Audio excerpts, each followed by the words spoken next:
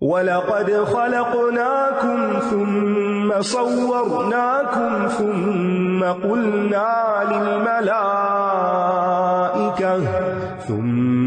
क़ुल्ना लिलमलाइकति इसजुदू लिआदम फसजदू इल्ला इब्लीस lump यकुन minus Sajidin क़ाल मा मनअक Allah तस्जुद is अमरतुक क़ाल अना ख़ैरुम मिन्हु ख़लक़तनी मिन नारिन व ख़लक़तहु मिन तीन क़ाल फहबिط मिन्हा फमा यकूनु लक अन ततकब्बर फ़ीहा फ़ख़्रुज इन्नक मिनस साग़िरीन क़ाल अंज़िरनी इला यौमि युबअसून क़ाल इन्नक मिनल मुन्ज़रीन क़ाल फबिमा अग़वैतनी लअक़उदन्न लहुम सिरातकल मुस्तक़ीम थुम्म लआतियन्नहुम मिन बैन अयदीहिम व मिन ख़ल्फ़िहिम व अन अयमानिहिम व अन शमाइलिहिम वला तजिदु अक्थरहुम शाकिरीन क़ाल अख़्रुज मिन्हा मज़्मूमन मदहूरा लमन तबिअक मिन्हुम लअमलअन्न जहन्नम मिनकुम अजमईन वया आदम उस्कुन أنت وزوجك الجنة فكلا من حيث شئتما ولا تقربا هذه الشجرة فتكونا من الظالمين فوسوس لهما الشيطان ليبدي لهما ما وري عنهما من سوآتهما وقال ما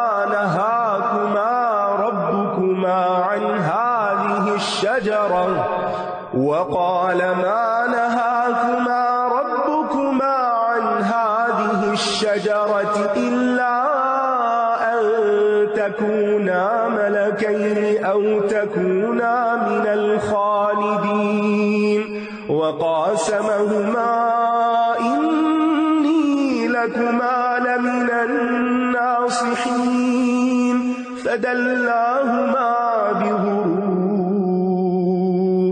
فلما ذاقا الشجرة بدت لهما سوآتهما وطفقا يخصفان عليهما من ورق الجنة وناداهما ربهما ألم أنهكما عن تلكما الشجرة وأقل لكما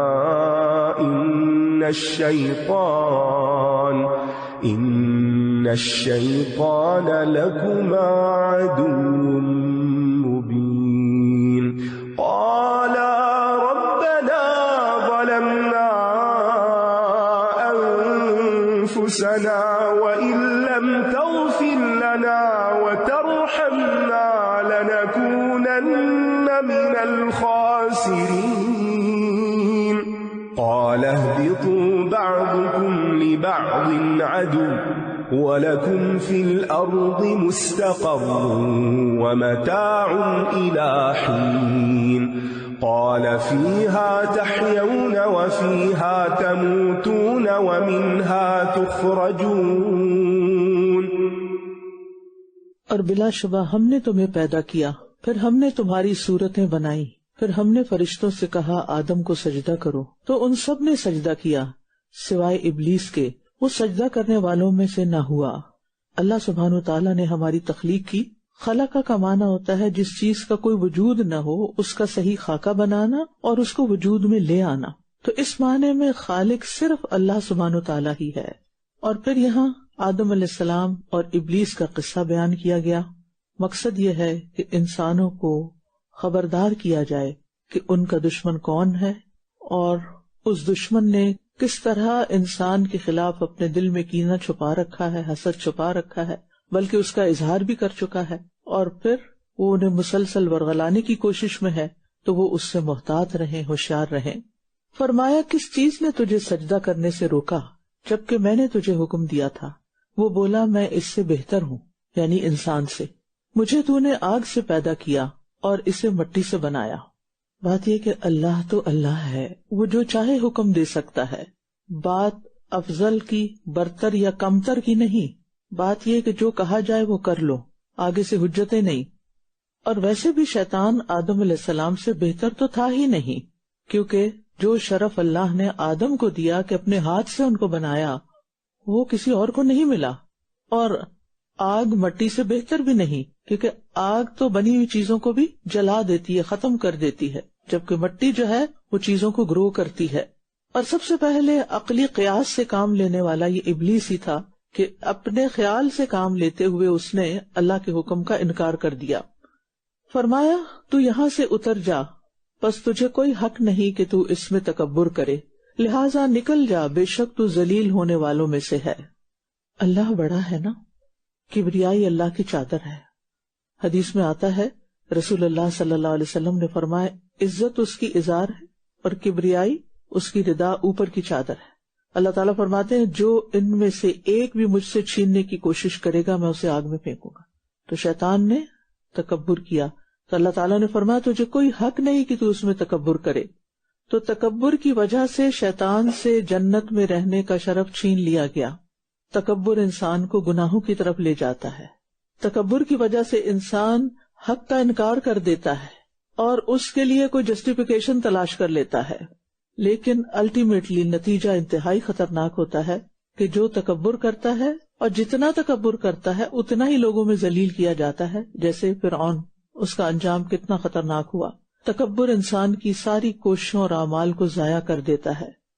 4 لفظ جو ہیں یہ بڑے ہلاک کرنے والے ہیں۔ انا، لی، اندی، نحنو۔ ابلیس نے کہا تھا انا خیر منہ، انا کا شکار ہوا۔ فرعون نے کہا تھا الیس لی ملک مصر، کیا میرے لیے مصر کی بادشاہت نہیں؟ قارون نے کہا تھا قال انما اوتیتہ علی علم عندی، یہ سب کچھ مجھے میرے علم کی بنیاد پر دیا گیا ہے، اس علم کی بنیاد پر جو میرے پاس ہے۔ اور قوم سبا کی تباہی کس سے ہوئی؟ نحن اولو قوت، ہم بڑی قوت والے ہیں۔ تو قرآن مجید میں جتنی بھی مثالیں ملتی ہیں اس سے پتہ چلتا ہے کہ جن قوموں نے، جن افراد نے تکبر کیا وہ ذلیل و خوار ہو کر رہے۔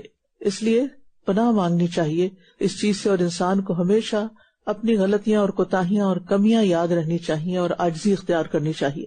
اس نے کہا مجھے اس دن تک مہلت دے جب لوگ قبروں سے اٹھائے جائیں گے۔ فرمایا بے شک تو مہلت دیے جانے والوں میں سے ہے۔ اس نے دعا کی، اللہ نے دعا قبول کر لی۔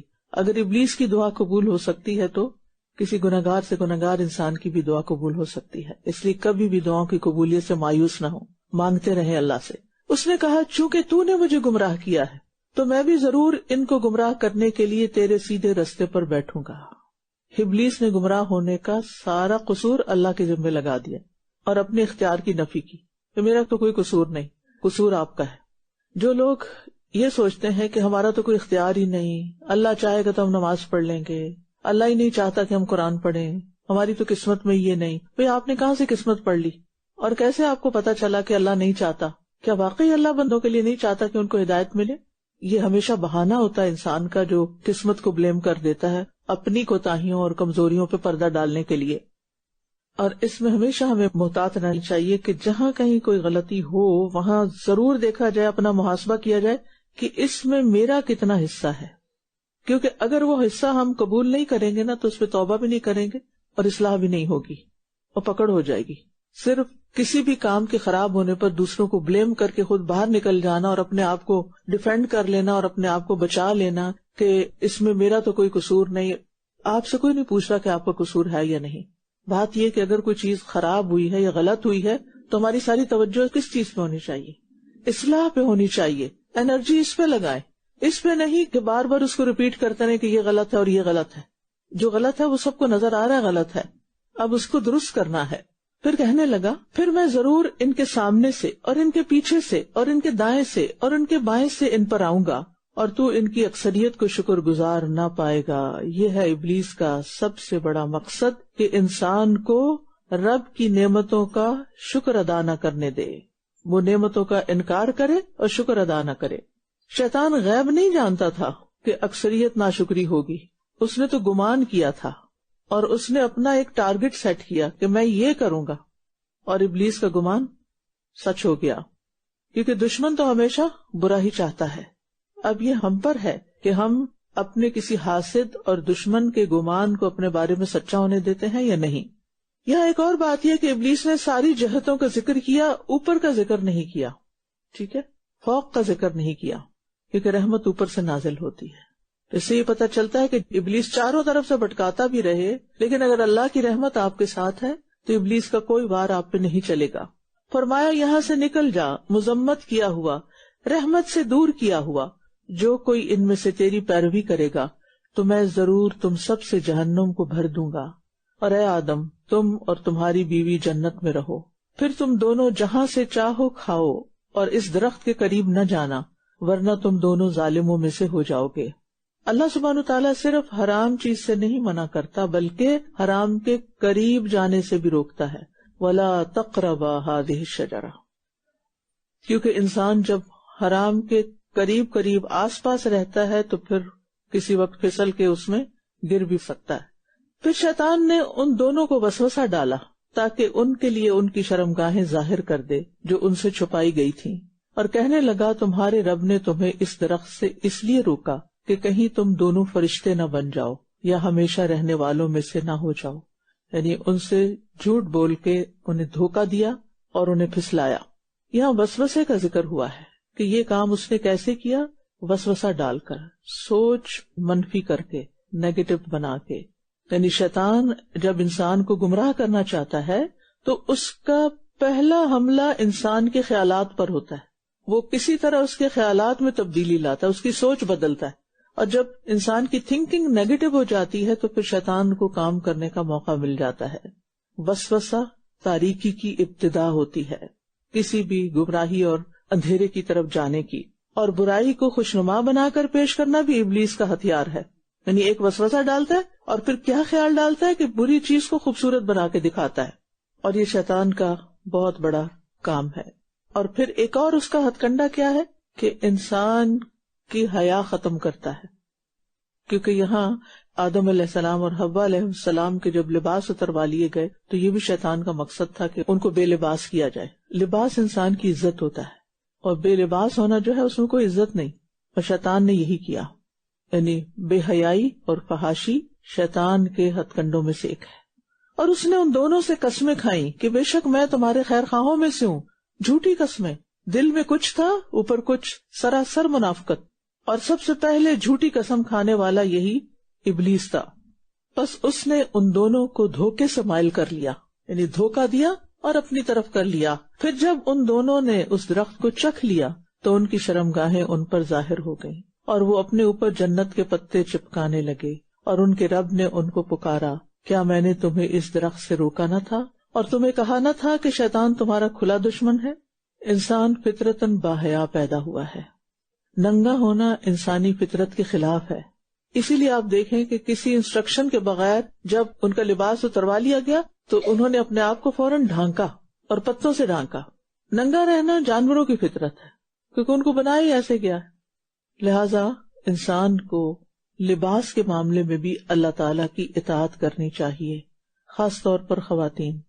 ایسا لباس نہ پہنے جو شیطان کو خوش کرے اور رحمان کو ناراض کرے۔ ہم بعض اوقات لوگوں کی پسند پہ چلنے کے لیے اور لوگوں کو خوش کرنے کے لیے ہم ان جیسا سٹائل جو دیکھتے ہیں بغیر سوچے سمجھے اپنا لیتے ہیں۔ مثلا حجاب کس طرح لیتے ہیں، جیسے لوگ پسند کریں گے، یہ جو میرے لیے کنوینئنٹ ہوگا، چاہے وہ حیا کے تقاضے پورے کر رہا ہے یا نہیں۔ اب مثال کے طور پر آپ دیکھیں قرآن مجید میں واضح طور پر خواتین کے لیے جو حکم ہے وہ کیا کہ اپنے گریبان ڈھانکے، یعنی اپنے سینے چھپا کے رکھیں۔ اس کا یہ مطلب نہیں کہ باقی سر نہ چھپائیں یا باقی جسم ننگا کر دیں، اس میں خاص سینے کی بات اس لیے کی کیونکہ یہ عورت کا حسن ہوتا ہے اور مرد کے لیے اس میں اٹریکشن ہے، لہٰذا اس کو چھپانے کے لیے کہا گیا۔ کوئی بھی حجاب آپ جو باہر پہن کر نکلے تو میک شور کہ آپ کا بریسٹ جو ہے وہ پوری طرح کورڈ ہے. اس طرح حجاب نہ لے کہ ایک طرف سے کورڈ ہے اور آدھی ننگی ہے، یا پھر یہ کہ گردن ننگی ہو رہی ہے یا سائڈ سے آپ کی شیپ ننگی ہو رہی ہے. شیطان اس طرح کے سٹائل آپ کو خوبصورت بنا کے دکھاتا ہے. تو شیطان کا کام یہی ہے کہ وہ برائی کو مزین کرے اور جو صحیح چیز ہے اس کو نظروں میں چھوٹا کرے. دونوں پکار اٹھے، اے ہمارے رب، ہم نے اپنی جانوں پر ظلم کیا، اور اگر تو نے ہمیں نہ بخشا اور ہم پر رحم نہ کیا تو ہم ضرور خسارہ پانے والوں میں سے ہو جائیں گے. اب آدم اور ابلیس کا فرق صاف واضح ہے. ابلیس نے جان بوجھ کے نافرمانی کی، آدم علیہ السلام سے بھول ہوئی. ابلیس سے جب باس پرس ہوئی تو اس نے اعتراف کرنے کی بجائے تکبر کیا اور اکڑ بیٹھا اور دلیلیں دینے لگا. آدم علیہ السلام سے بھول ہوئی تو انہوں نے اعتراف کر لیا اور اللہ کے ہاں توبہ کر لی. ابلیس نے اپنی نافرمانی اور گمراہی کا الزام اللہ کے ذمہ لگایا، آدم علیہ السلام نے اپنے اوپر. اب دیکھ رہے ہیں فرق. شیطانی رویہ کیا ہوتا ہے؟ غلطی کا ذمہ دار سامنے والے کو قرار دیا جائے، دوسرے پہ ڈال دیا جائے. اور مومن کا کردار کیا ہوتا ہے؟ وہ فوراً یہ دیکھنے لگتا ہے، اس کے اندر کی بصیرت جاگ اٹھتی ہے کہ میری وجہ سے تو نہیں دوسرے شخص نے ایسا رویہ اختیار کیا. بعض اوقات ہمیں دوسروں کے رویے پہ بڑا اعتراض ہوتا ہے، وہ بولتا نہیں، وہ میری طرف دیکھتا نہیں، وہ مجھے ٹارچر کرتا ہے، لیکن ہم وہاں بالکل مینشن نہیں کرتے کہ میں کیا کرتی ہوں یا کرتا ہوں. بعض اوقات ٹریگر ہم خود کرتے، ایک چھوٹی سی تیلی لگا دیتے اور لگا کے پیچھے ہٹ جاتے اور دوسرا شخص چیخنا چلانا شروع کر دیتا. پھر ہم اپنی غلطی بھول جاتے ہیں کہ آغاز ہم نے کیا تھا اور سارا الزام اس کو دیتے کہ انتہائی بد اخلاق بدتمیز انسان ہے. اللہ تو دیکھ رہا ہے نا آغاز کس نے کیا تھا، سبب کون ہے، ذریعہ کون بنا، ریزن کون ہے. تو اللہ سے ڈرنا چاہیے. اور اگر اپنی کوئی چھوٹی موٹی غلطی بھی ہو، چھوٹی بھی ہو، اور بازو کا سمجھ نہ بھی آ رہی ہو تو سوری کرنے میں دیر نہ لگائیں. کیا فرق پڑتا ہے؟ ہماری شان ہی کیا ہے؟ ہم تو مٹی سے بنے اور مٹی ہو جانا ہے. اس نے بچ تھوڑی رہنا اس جسم نے اور ہماری ناک نقشے نے اور ہماری اس نام بری نے. وہ جو 1000 سال پہلے مرے ان میں سے کس کا نام پتا ہے آپ کو؟ کہاں گئے؟ سب مٹی پہ پڑے ہوئے ہیں. ہم نے بھی وہیں چلے جانا ہے. یہ چند دن کی زندگی میں اتنی شان بنانے کی ضرورت کیا ہے کہ جس کی وجہ سے ہم اپنی غلطی نہ مانیں؟ کیونکہ غلطی ماننے میں سب سے بڑی مشکل کیا ہے کہ ہماری بےزتی ہو جائے گی. ابلیس غلطی نہ مان کر ہمیشہ کے لیے راندہ درگاہ ہو گیا، اور آدم علیہ السلام اپنی غلطی کے اعتراف اور توبہ کی وجہ سے مقرب بن گئے. اللہ نے انہیں نبوت عطا کر دی. اللہ نے دونوں کی دعا قبول کی تھی، دوست کی بھی اور دشمن کی بھی، اور اس میں بڑی حکمتیں ہیں.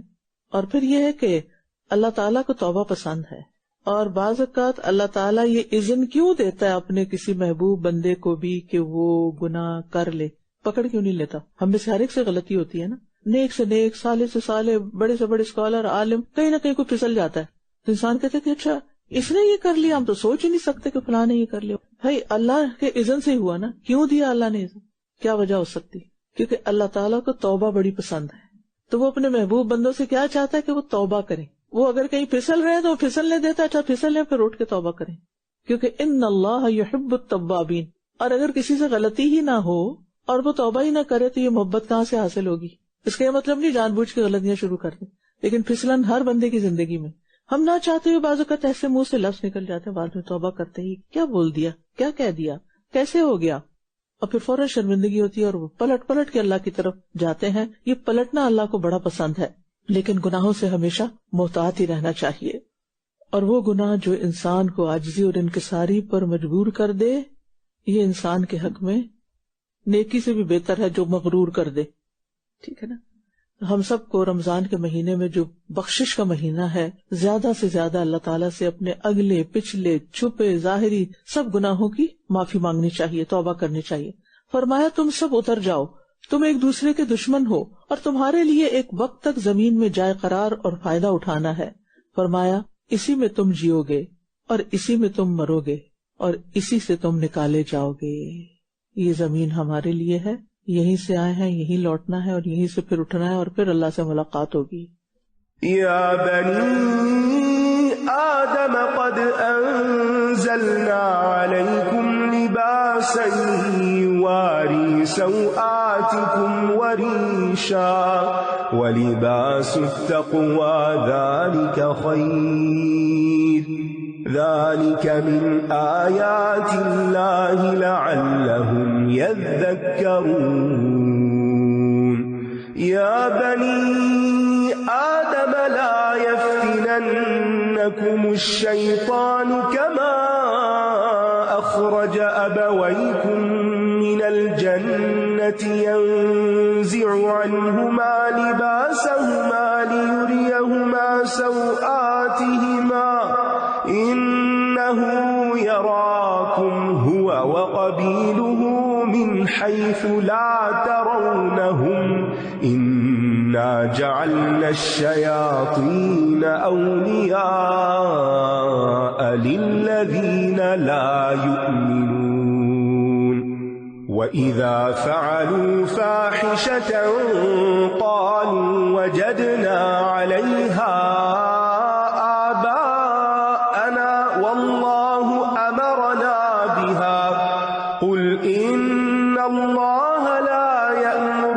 بالفحشاء أتقولون على الله ما لا تعلمون قل أمر ربي بالقسط وأقيموا وجوهكم عند كل مسجد وادعوه مخلصين له الدين كما بدأكم تعودون فريقا هدى وفريقا حق عليهم الضلالة إنهم اتخذوا الشياطين أولياء من دون الله ويحسبون أنهم مهتدون يا بني آدم خذوا زينتكم عند كل مسجد وكلوا واشربوا ولا تسرفوا إنه لا يحب المسرفين. اے بنی آدم، ہم نے تم پر لباس اتارا ہے جو تمہاری شرمگاہیں چھپاتا ہے اور زینت کا ذریعہ بھی ہے، اور تقوی کا لباس سب سے بہتر ہے. یہ اللہ کی نشانیوں میں سے ہے تاکہ وہ نصیحت حاصل کریں. دشمن نے جنت میں لباس اتروا دیا تھا، اللہ نے دنیا میں لباس کی تدبیر سکھا دی. لباس ایک ظاہری ہوتا ہے اور ایک باطنی. ظاہری لباس جس سے ہم جسم ڈھانکتے ہیں جو زینت بھی ہے، اور ایک ہمارا باطنی لباس ہے جو تقوی ہے، جو دل میں ہوتا ہے، جس میں اللہ کا خوف ہوتا ہے، ایمان ہوتا ہے، اخلاص نیت ہوتا ہے. تقوی کا عام طور پر لفظ پرہیزگاری کیا جاتا ہے. روزے کا مقصد بھی کیا ہے؟ لعلکم تتقون، تاکہ تم پرہیزگار بن جاؤ. روزہ پرہیز کرنا سکھاتا ہے. کس کس چیز؟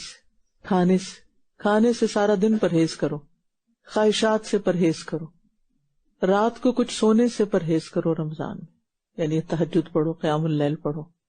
اور آپ دیکھیے کہ اس پرہیز کے اندر گناہوں سے پرہیز بھی شامل ہے، لیکن خاص طور پر سارے گناہوں میں سے روزے کے کانٹیکس میں باتوں کا پرہیز بھی ہے کہ جو جھوٹ بولنا اور اس پر عمل کرنا نہ چھوڑے، اس کو کوئی فائدہ نہیں کہ وہ بھوکا پیاسا رہے، اور اگر کوئی تم سے جھگڑا کرے تو تم کہو کہ میں تو روزے سے ہوں. تو یہ کس کا پرہیز ہے؟ زبان کا، بولنے کا.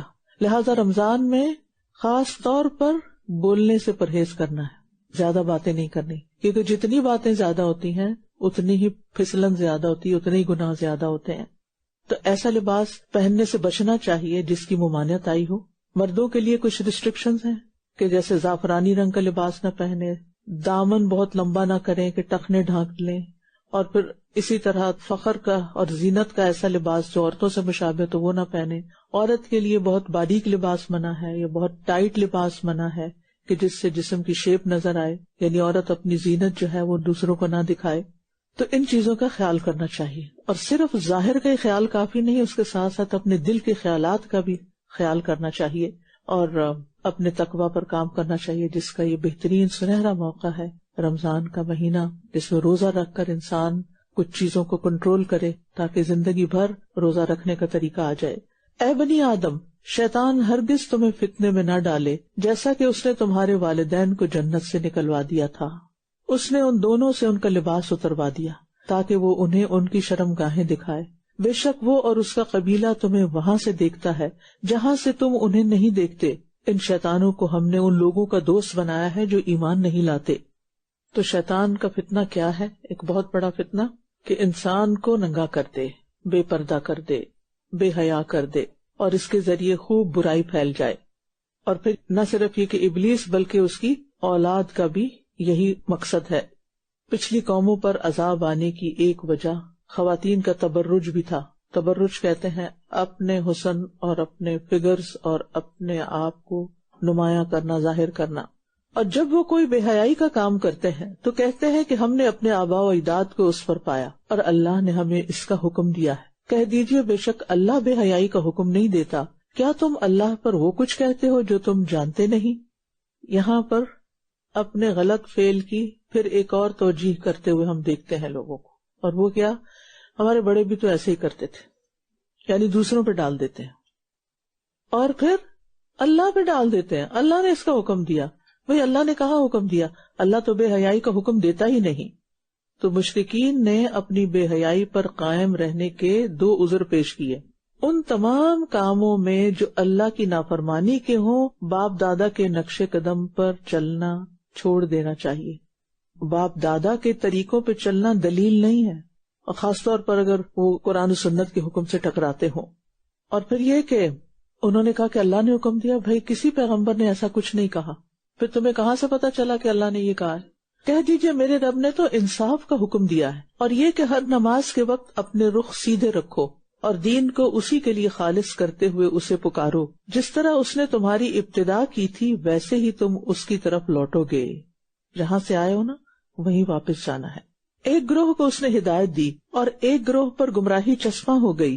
بے شک انہوں نے اللہ کو چھوڑ کر شیطانوں کو سرپرست بنا لیا اور یہ سمجھتے ہیں کہ یہ ہدایت یافتہ ہیں. انسان کے لیے یہ ایک بہت بڑی سزا ہے کہ وہ گمراہ ہو اور پھر شیطان اسے یہ یقین دلا دے کہ وہ سیدھے راستے پر ہے. انسان اپنی گمراہی کو ہدایت سمجھے، یہ بدترین دھوکہ ہے. اور ویسے بھی آپ دیکھیے کہ انسان کام وہ کرے جو جہنم میں لے جانے والے اور توقع وہ رکھے جنت میں جانے کی، تو یہ تو اپنے آپ کو دھوکہ دینے والی بات ہے نا. انسان یا ہدایت پہ ہوتا ہے یا گمراہی پر، تیسرا کوئی رستہ نہیں ہے. یعنی آپ 2 لینز میں بیک وقت چل سکتے ہیں. اے بنی آدم، ہر نماز کے وقت اپنی زینت اختیار کرو اور کھاؤ اور پیو اور اسراف نہ کرو. بے شک وہ اسراف کرنے والوں کو پسند نہیں کرتا. یہاں زینت سے مراد مکمل لباس ہے، یعنی اللہ کی عبادت میں کھڑے ہونے کے لیے صرف اتنا کافی نہیں کہ انسان صرف اپنا سطر چھپا لے. ضروری ہے کہ وہ اپنا لباس وہاں تک رکھے جہاں تک نماز کے لیے، مردوں کے لیے بھی اور عورتوں کے لیے بھی اپنے آپ کو ڈھانکنا ضروری ہے. اور مرد کے لیے لباس کی حد کیا ہے؟ کمر سے گھٹنوں تک، گھٹنے انکلوڈیڈ ہیں. اور عورت کے لیے نماز میں چہرے اور ہاتھوں کے سوا سارا بدن چھپانا، اور کپڑا باریک نہیں ہونا چاہیے جس سے بدن اور بال نظر آئیں. اور ایسا دوپٹہ وغیرہ بھی نہیں ہونا چاہیے کہ جو ہر رکوع اور سجدے میں نیچے جا گرے اور پھر آپ لپیٹیں اور سارا وقت اسی سے کھیلتے رہیں. تو نماز میں خشوع اختیار کرنا چاہیے. اور خشوع کیا ہے؟ سکوت، یعنی ٹھہر جانا، ساکت ہو جانا. اور یہاں جو بات اہم ہے وہ یہ کہ نماز صاف ستھرے لباس میں بھی ادا کرنی چاہیے کہ خذوا زینتکم. بعض سلف صالحین کے پاس بڑا قیمتی لباس ہوتا تھا جو وہ نماز کے وقت پہنتے تھے اور کہتے تھے کہ میرا رب سب سے زیادہ حقدار ہے کہ میں اس کے لیے نماز میں زینت اختیار کروں. ہم صرف عیدوں کے موقع پر اچھا لباس پہنتے ہیں. پھر یہاں کھانے کی بات ہوئی. کھاؤ پیو لیکن اسراف نہ کرو. کیوں؟ اس لیے کہ قلبی اور بدنی امراض پیٹ سے ہی شروع ہوتی ہیں. معدہ جو ہے بیماری کا گھر ہے اور پرہیز علاج کی جڑ، علاج کا آغاز ہے. لہذا رمضان اور روزہ انسان کو یہ پرہیز کرنا سکھا دیتا ہے کہ یہ پاسبل ہے. ہم سروائیو کر رہے ہیں نا، سارا دن کچھ نہ کھا کے کچھ نہ پی کے سروائیو کر رہے ہیں. ہم کر سکتے ہیں، ایسا نہیں کہ ہو نہیں سکتا. آپ نے طویل ترین روزے بھی یہاں رکھے ہوں گے اور ٹھنڈے ترین روزے بھی. ہر حال میں پتہ بھی نہیں چلتا، ایسی برکت ہوتی ہے. انسان پہلے تھوڑا گھبرایا ہوا ہوتا ہے کہ پتہ نہیں کیا بنے گا، کچھ کر سکوں گا یا نہیں. لیکن آپ نے دیکھا ہوگا کہ روزہ رکھ کے پروڈکٹیوٹی بڑھ گئی، بہتر ہو گئی. نبی صلی اللہ علیہ وسلم نے کھانے پینے میں اعتدال کی ترغیب دی ہے. آپ نے فرمایا ابن آدم نے پیٹ سے برا کوئی برتن نہیں بھرا. ابن آدم کو چند لقمے کافی ہیں جو اس کی پیٹھ کو سیدھا رکھیں. اگر ضروری کھانا ہے تو 1/3 کھانے کے لیے، 1/3 پینے کے لیے اور 1/3 سانس کے لیے. ہاں کبھی کبھار یا زیادہ دیر بھوکا ہو تو زیادہ بھی کھا سکتے ہیں جیسے کہ بعض احادیث سے پتہ چلتا ہے، لیکن روٹین میں نہیں ایسا کرنا چاہیے. نافع کہتے ہیں کہ ابن عمر اس وقت تک کھانا نہیں کھاتے تھے جب تک ان کے ساتھ کھانے کے لیے کوئی مسکین نہ لایا جاتا، تاکہ وہ اس کا کھانا بانٹے اور وہ پھر کم کھائیں۔ ایک مرتبہ ان کے ساتھ کھانے کے لیے ایک ایسے شخص کو لایا گیا جس نے بہت زیادہ کھانا کھایا، تو بعد میں ابن عمر نے کہا آئندہ اس شخص کو میرے ساتھ کھانے کے لیے نہیں لانا، میں نے سنا ہے کہ مومن ایک آنت میں کھاتا ہے اور کافر 7 آنتوں میں کھاتا ہے۔ تو کھانے میں قناعت اختیار کرنی چاہیے اور نبی صلی اللہ علیہ وسلم کی سنت کو ملحوظ خاطر رکھنا چاہیے، اور اس میں اعتدال کے بے شمار فائدے بھی ہیں۔ سب سے زیادہ تو دل متاثر ہوتا ہے زیادہ کھانے سے، غفلت طاری ہوتی ہے، پھر جب تھوڑی تھوڑی بھوک ہوتی ہے تو انسان کے اندر تھوڑی عاجزی اور انکساری بھی آتی ہے، پھر انسان اور بھوکے لوگوں کو بھی یاد کرتا ہے اور ان کے لیے بھی کچھ نہ کچھ کرتا ہے، اور پھر یہ کہ گناہوں کو کرنے کے لیے جو سرکشی چاہیے ہوتی ہے وہ بھی تھوڑی ٹوٹتی ہے، زیادہ نیند بھی نہیں آتی، بدن بھی صحت مند رہتا ہے۔ تو بعض علماء کہتے ہیں کہ ان چند کلمات میں پوری طب کو سمو دیا گیا ہے، کلوا واشربوا ولا تسرفوا، کھاؤ پیو منع نہیں لیکن اسراف نہیں۔ مومن جو ہے وہ اپنے آپ کو دنیا کی غیر ضروری تعیشات سے بچاتا ہے۔ آپ دیکھیے کہ جتنے بھی بہت زیادہ ٹیسٹ فل، بہت مزے کے کھانے ہیں، ان سب کے اندر ایسے انگریڈینٹس پائے جاتے ہیں کہ جو صحت کے لیے نقصان دہ ہیں۔ آپ سادی نمک مرچ ڈالیں تو اس کا ٹیسٹ الگ ہوگا، کم ہوگا لیکن فائدہ مند ہوگی، اور اگر آپ ریڈی میڈ مسالے ڈالیں گے تو طرح طرح کی خوشبوئیں تو اٹھیں گی لیکن اس میں ایسے کیمیکل شامل ہوں گے کہ جو الٹیمیٹلی کسی نہ کسی بیماری کی شکل میں ظاہر ہوں گے۔